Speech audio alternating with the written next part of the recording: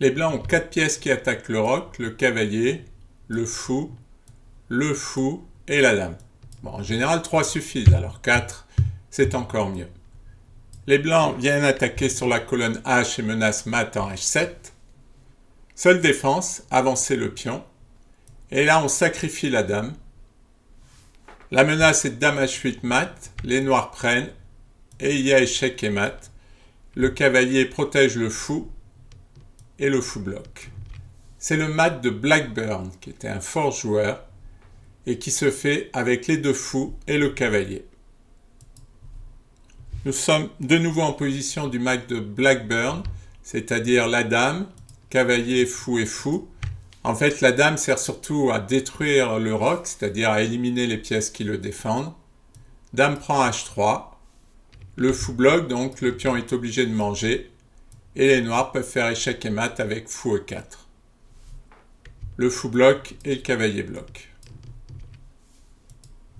Cette fois, l'attaque de mat va se faire avec la paire de fous et les 2 cavaliers. Nous avons le mat de Blackburn en vue, puisqu'il y a le cavalier et les 2 fous.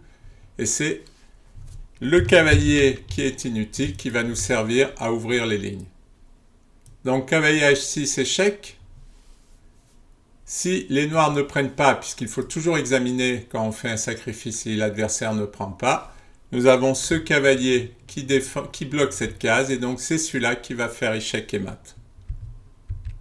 Si les noirs prennent, nous avons maintenant la position ouverte pour notre attaque, le fou bloque, et le fou fait échec et mat avec le cavalier qui défend le fou. Tout est prêt pour notre schéma de mat. Les 2 fous, le cavalier et la dame. Seul le cavalier n'est pas encore en G5. On pourrait jouer cavalier G5, mais on ne va pas laisser le temps aux noirs de se défendre. Les blancs sacrifient la dame avec menace dame H8 mat. Les noirs sont obligés de prendre. Et maintenant, cavalier G5.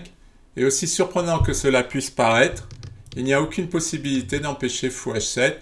Les noirs peuvent sacrifier le mat, sacrifier le fou pour essayer d'empêcher le mat, mais ça ne sert à rien, puisque le fou va venir faire échec et mat. Fou, cavalier, fou et dame, tout est prêt.